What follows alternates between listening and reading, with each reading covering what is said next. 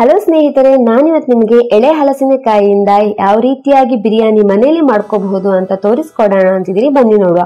ನಿಮಗೆಲ್ಲರಿಗೂ ಕೂಡ trendy angel ಕಿಚನ್ಗೆ ಸ್ವಾಗತ. ನಾನು ನಿಮ್ಮ ಸ್ತುತಿ ಕೃಷ್ಣರಾಜ್. ನಮ್ಮ ರೀಜನ್ ಅಲ್ಲಿ ಈ ಎಳೆ ಹಲಸಿನಕಾಯಿಗೆ ಗುಜ್ಜೆ ಅಂತ ಕರಿತೇವೆ. ನೀವು ನಿಮ್ಮ ರೀಜನ್ ಅಲ್ಲಿ ಅಥವಾ ನಿಮ್ಮ ಕಡೆ ಏನಂತ ಹೇಳ್ತಾರೆ ಅಂತ ಕಮೆಂಟ್ ಸೆಕ್ಷನ್ ಅಲ್ಲಿ ಹಾಕಿ. ನಾನು ಬಿರಿಯಾನಿ ಮಾಡಲಿಕ್ಕೆ ಮೊದಲಿಗೆ ಎಳೆ ಹಲಸಿನಕಾಯಿಯನ್ನು ಸಿಪ್ಪೆ ಎಲ್ಲ ತೆಗೆದು ರೆಡಿ ಮಾಡಿ ಇಟ್ಕೊಂಡಿದ್ದೇನೆ. ಆಮೇಲೆ ಅದರ ಮೇಲಿನ ಪಾರ್ಟ್ ಎಲ್ಲ ತೆಗೆದು ಸ್ವಲ್ಪ ದೊಡ್ಡ ದೊಡ್ಡ ಪೀಸ್ಗಳ ಥರ ಕಟ್ ಮಾಡಿ ಇಟ್ಕೊಂಡಿದ್ದೇನೆ. ನಾನಿಲ್ಲಿ 2 ಕಪ್ ಆಗುವಷ್ಟು ಎಳೆ ಹಲಸಿನಕಾಯಿಯನ್ನು ಕಟ್ ಮಾಡಿ ಇಟ್ಕೊಂಡಿದ್ದೇನೆ. ಅಂದರೆ ಸ್ವಲ್ಪ ಸಾಂಬಾರಿಗೆ ಯಾವ ರೀತಿ ಕಟ್ ಮಾಡ್ತೇವೆ ಅದೇ ರೀತಿಯಲ್ಲಿ ಕಟ್ ಮಾಡಿ ಇಟ್ಕೊಂಡು ಅದನ್ನೆಲ್ಲ ಕೂಡ ಒಂದು ಪಾತ್ರೆಗೆ ಹಾಕಿ ಸ್ವಲ್ಪ ನೀರು ಹಾಕಿ ಸೈಡಲ್ಲಿ ಇಟ್ಕೊಳ್ತಿದ್ದೇನೆ. ನೀರು ಹಾಕೋದ್ರಿಂದ ಅದರಲ್ಲಿರುವ ಎಕ್ಸ್ಟ್ರಾ ಮೇಣದ ಅಂಶ ಹಾಗೆ ಅದು ಕಪ್ಪಾಗುತ್ತೆ ಸ್ವಲ್ಪ ಹೊತ್ತಲ್ಲಿ, ಅದೆಲ್ಲ ಕೂಡ ತಡೆ ಕಟ್ಬೋದು ಅಂತ ನೀರು ಹಾಕಿ ಸೈಡಲ್ಲಿ ಇಟ್ಕೊಳ್ತಾ ಇದ್ದೇನೆ. ಆಮೇಲೆ ಒಂದು ಕುಕ್ಕರಿಗೆ 3 ಚಮಚದಷ್ಟು ತುಪ್ಪ ಹಾಕಿ ಬಿಸಿ ಮಾಡ್ಕೊಳ್ತೇನೆ. ಈ ತುಪ್ಪ ಇಷ್ಟ ಇಲ್ಲ ಅಂತಂದರೆ ನೀವು ಎಣ್ಣೆ ಕೂಡ ಯೂಸ್ ಮಾಡ್ಕೋಬೋದು, ಅಥವಾ ಸಮ ಅಂದರೆ ತುಪ್ಪ ಅರ್ಧ ಎಣ್ಣೆ ಅರ್ಧ ಕೂಡ ಯೂಸ್ ಮಾಡ್ಕೋಬಹುದು. ಆಮೇಲೆ 1 ನಕ್ಷತ್ರ ಹೂವು, 4 ಲವಂಗ, ಆಮೇಲೆ 2 ಚಕ್ಕೆ, 2 ತುಂಡು ಚಕ್ಕೆ, ಆಮೇಲೆ 2 ಪಲಾವ್ ಎಲೆ, 2 ಚಮಚದಷ್ಟು ಗೋಡಂಬಿ ಬೀಜ ಹಾಕಿ ಚೆನ್ನಾಗಿ ಇದನ್ನು ಹುರ್ಕೊಳ್ಬೇಕು.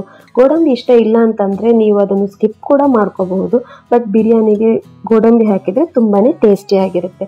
ಈ ಎಲ್ಲವನ್ನು ಹಾಕಿ ಚೆನ್ನಾಗಿ ಘಮ ಬರೋ ತನಕ ಇದನ್ನು ಹುರ್ಕೊಳ್ಬೇಕು. ಹಾಗೆ ಗೋಡಂಬಿ ಕೂಡ ಸ್ವಲ್ಪ ಕಂದು ಬಣ್ಣಕ್ಕೆ ತಿರ್ಕೋಬೇಕು. ಅಲ್ಲಿ ತನಕ ಇದನ್ನು ಚೆನ್ನಾಗಿ ಹುರ್ಕೊಂಡ್ರೆ ಬಿರಿಯಾನಿ ತುಂಬಾ ಟೇಸ್ಟಿಯಾಗಿ ಇರುತ್ತೆ. ಈ ಥರ ಹುರ್ಕೊಂಡು ಆದಮೇಲೆ ಇದಕ್ಕೆ 1 ಚಮಚದಷ್ಟು ಜೀರಿಗೆ, 1 ಚಮಚದಷ್ಟು ಶುಂಠಿ ಬೆಳ್ಳುಳ್ಳಿ ಪೇಸ್ಟ್ ಹಾಕಿ ಚೆನ್ನಾಗಿ ಹುರ್ಕೊಳ್ಬೇಕು. ಆ ಶುಂಠಿ ಬೆಳ್ಳುಳ್ಳಿ ಪೇಸ್ಟಲ್ಲಿ ಏನು ಹಸಿ ಸ್ಮೆಲ್ ಇರುತ್ತಲ್ಲ ಅದೆಲ್ಲ ಕೂಡ ಹೋಗಬೇಕು. ಅಲ್ಲಿ ತನಕ ಚೆನ್ನಾಗಿ ಇದನ್ನು ಶುಂಠಿ ಬೆಳ್ಳುಳ್ಳಿ ಪೇಸ್ಟ್ ಹಾಕಿದ್ದನ್ನು ಹುರ್ಕೊಳ್ಬೇಕು. ಈ ಥರ ಹುರ್ಕೊಂಡು ಆದಮೇಲೆ 1 ಉದ್ದಕ್ಕೆ ಹಚ್ಚಿಟ್ಟಿರುವಂತಹ ಈರುಳ್ಳಿ, ನಾನಿಲ್ಲಿ ಸ್ವಲ್ಪ ದೊಡ್ಡ ಗಾತ್ರದ ಈರುಳ್ಳಿಯನ್ನು ತಗೊಂಡಿದ್ದೇನೆ. ನೀವು ಚಿಕ್ಕ ಈರುಳ್ಳಿ ತಗೊಂಡ್ರೆ 2 ಈರುಳ್ಳಿ ಹಾಕೋಬೇಕಾಗುತ್ತೆ. ಈ ಈರುಳ್ಳಿ ಹಾಕಿದ ಮೇಲೆ ಇದನ್ನು ಕೂಡ ಹಾಗೆ 2 ರಿಂದ 3 ನಿಮಿಷ ಚೆನ್ನಾಗಿ ಹುರ್ಕೊಳ್ತೇನೆ. ಈರುಳ್ಳಿ ಸ್ವಲ್ಪ ಮೆತ್ತಗಾಗಬೇಕು, ಅಲ್ಲಿ ತನಕ ಚೆನ್ನಾಗಿ ಹುರ್ಕೊಳ್ಬೇಕು. ಆಮೇಲೆ 1/4 ಚಮಚದಷ್ಟು ಅರಿಶಿನ ಪುಡಿ, ಖಾರಕ್ಕೆ ಎಷ್ಟು ಬೇಕೋ ಅಷ್ಟು ಅಚ್ಚಕಾರದ ಪುಡಿ ನಾನಿಲ್ಲಿ 1 ಚಮಚದಷ್ಟು ಹಾಕ್ಕೊಳ್ತೇನೆ. ಅಂದರೆ ಬಿರಿಯಾನಿ ಮಸಾಲೆ ಸ್ವಲ್ಪ ಖಾರ ಇದೆ ಅಂತ ಗೊತ್ತು, ಅದಕ್ಕೋಸ್ಕರ. ಆಮೇಲೆ 1 ಚಮಚದಷ್ಟು ಕೊತ್ತಂಬರಿ ಪುಡಿ ಹಾಕಿ ಚೆನ್ನಾಗಿ ಇದನ್ನು ಮಿಕ್ಸ್ ಮಾಡ್ಕೋಬೇಕು. ಈ ಥರ ಮಿಕ್ಸ್ ಮಾಡಿದ ಮೇಲೆ ಇದಕ್ಕೆ ನಾವಿಲ್ಲಿ 1/4 ಕಪ್ ಆಗುವಷ್ಟು ಕೊತ್ತಂಬರಿ ಸೊಪ್ಪು, 1/4 ಕಪ್ ಆಗುವಷ್ಟು ಪುದೀನ ಸೊಪ್ಪು ನಾನಿಲ್ಲಿ ಚಿಕ್ಕ ಕಟ್ ಮಾಡಿ ಹಾಕ್ಕೊಂಡಿದ್ದೇನೆ. 2 ಕೂಡ ನಿಮಗೆ ಬಾಯಿಗೆ ಸಿಗುತ್ತೆ, ಅಥವಾ ನೀವು ಗ್ರೈಂಡ್ ಮಾಡಿ ಕೂಡ ಅಂದರೆ ಪೇಸ್ಟ್ ಥರ ಮಾಡಿ ಕೂಡ ಹಾಕ್ಕೊಳ್ಬಹುದು, ಅಥವಾ ಈ ಥರ ಚಿಕ್ಕ ಚಿಕ್ಕಕ್ಕೆ ಹಾಕಿ ಕೂಡ ಸೇರಿಸ್ಕೊಂಡ್ರು ಕೂಡ ಆಗುತ್ತೆ. ಹಾಕಿ ಚೆನ್ನಾಗಿ ಒಂದ್ಸಲ ಮಿಕ್ಸ್ ಮಾಡಬೇಕು. ಈ ಥರ 2 ನಿಮಿಷ ಮಿಕ್ಸ್ ಮಾಡಿದ ಮೇಲೆ ನಾವು ಆಲ್ರೆಡಿ ಏನು ಕಟ್ ಮಾಡಿರ್ತೀವಲ್ಲ ಎಳೆ ಹಲಸಿನಕಾಯಿ, ಅದನ್ನು ನೀರನ್ನೆಲ್ಲ ತೆಗೆದು ನಾವಿಲ್ಲಿ ಬಿರಿಯಾನಿಗೆ ಹಾಕ್ಕೊಳ್ಬೇಕು. ಈ ಥರ ಹಾಕ್ಕೊಂಡು ಆದಮೇಲೆ ಅಂದರೆ ಮಸಾಲೆ ಜೊತೆ ಚೆನ್ನಾಗಿ ಮಿಕ್ಸ್ ಆಗಲಿ ಅಂತ 1-2 ನಿಮಿಷ ಚೆನ್ನಾಗಿ ಮಿಕ್ಸ್ ಮಾಡ್ಕೋಬೇಕು.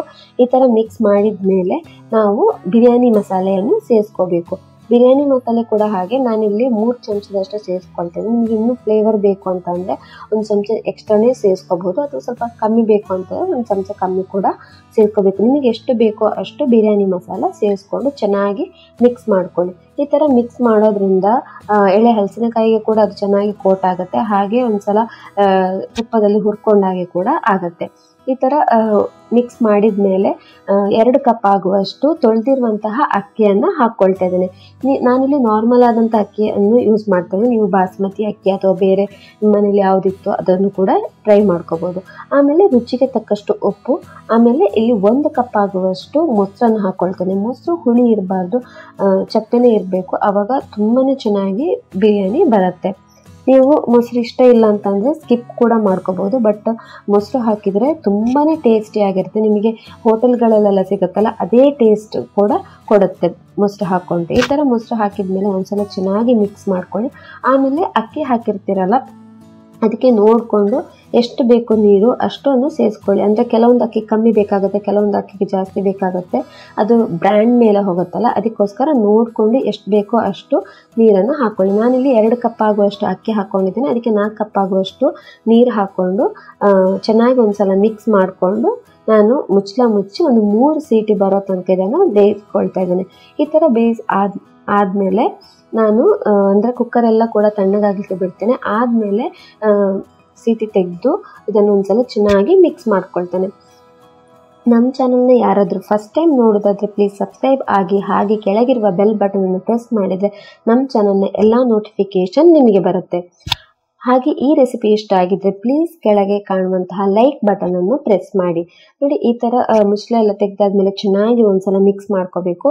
ಬಿಸಿ ಬಿಸಿ ಇರುವಾಗ ಒಂದು ಸ್ವಲ್ಪ ಅಂಟು ಅಂತ ಅನಿಸ್ಬೋದು, ಬಟ್ ಸ್ವಲ್ಪ ತಣ್ಣಗಾದ್ಮೇಲೆ ಚೆನ್ನಾಗಿ ಉದುರುದ್ರಾಗಿ ಇರುತ್ತೆ. ನೋಡಿ, ಈ ಥರ ಚೆನ್ನಾಗಿ ಮಿಕ್ಸ್ ಮಾಡಬೇಕು. ಈ ಥರ ಮಿಕ್ಸ್ ಮಾಡುವಾಗ ನಿಮ್ಗೆ ಇನ್ನೂ ಬೇಕು ಅಂತಂದರೆ ಸ್ವಲ್ಪ ಕೊತ್ತಂಬರಿ ಸೊಪ್ಪನ್ನು ಹಾಕ್ಕೊಳ್ಬೋದು. ತುಂಬಾ ರುಚಿಯಾಗಿರುವಂತಹ ಹಾಗೆ ಈಸಿಯಾಗಿ ಮಾಡುವಂತಹ ಎಳೆ ಹಲಸಿನಕಾಯಿಯಿಂದ ಮಾಡುವಂತಹ ಬಿರಿಯಾನಿ ರೆಡಿ ಆಯಿತು. ಇದನ್ನು ರಾಯ್ತಾ ಜೊತೆ ತಿನ್ಕೋಬೋದು. ತುಂಬಾ ಚೆನ್ನಾಗಿರುತ್ತೆ. ಬೆಳಿಗ್ಗೆ ಬ್ರೇಕ್ಫಾಸ್ಟ್, ಲಂಚ್ ಅಥವಾ ಸಂಜೆ ಡಿನ್ನರಿಗೆ ಕೂಡ ಮಾಡ್ಕೋಬೋದು. ನೋಡಿದ್ರಲ್ಲ ಫ್ರೆಂಡ್ಸ್, ಎಷ್ಟು ಈಸಿಯಾಗಿ ಎಳೆ ಹಲಸಿನಕಾಯಿಯಿಂದ ಬಿರಿಯಾನಿ ಮಾಡ್ಕೋಬೋದು ಅಂತ. ನೀವು ಕೂಡ ಮನೇಲಿ ಟ್ರೈ ಮಾಡಿ ನನಗೆ ಕಮೆಂಟ್ ಮೂಲಕ ನಿಮ್ಮ ಅಭಿಪ್ರಾಯವನ್ನು ತಿಳಿಸಿ. ಪ್ಲೀಸ್ ಈ ವಿಡಿಯೋ ಇಷ್ಟ ಆಗಿದೆ ಲೈಕ್ ಮಾಡಿ, ಶೇರ್ ಮಾಡಿ, ಹಾಗೆ ಸಬ್ಸ್ಕ್ರೈಬ್ ಆಗೋದನ್ನು ಕೂಡ ಮರಿಬೇಡಿ. ಧನ್ಯವಾದಗಳು.